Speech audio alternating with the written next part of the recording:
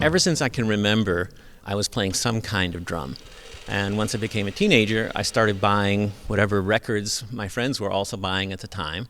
And I would go to the local record store and get whatever was new at the moment. And I had no idea that records like, Led Zeppelin 1 and 2 or the works of Jimi Hendrix were going to become these hallowed classics. But those certainly are in my musical DNA. And as I listened more and more to that music, I became interested in what it is that a composer does. So over time, I became interested in more and more experimental music. And then I had a sort of a parallel development in which I toured with rock bands. At the same time, I started releasing albums of my own music, which was composed, on paper, standard notation, but for largely a rock ensemble initially. Over time, I developed into using more and more acoustic instruments.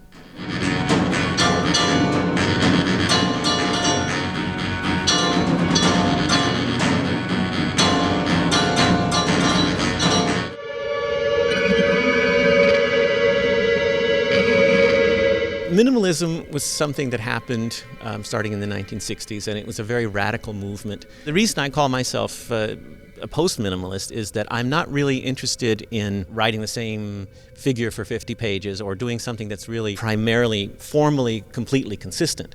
It should be something that is free to express in whatever direction inspiration takes me. But like the minimalists, I'm very interested in things that are harmonic, in things that have rhythm, and that have a certain accessibility to them.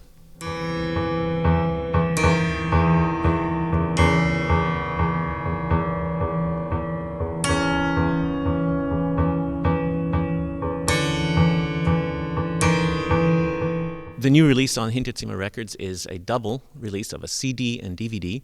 The CD is my works for ensemble, in which I treat an acoustic sextet as a large prismatic drum set. And the DVD is called 5 Ideas About the Relation of Sight and Sound, and it's a 30-minute intermedia work.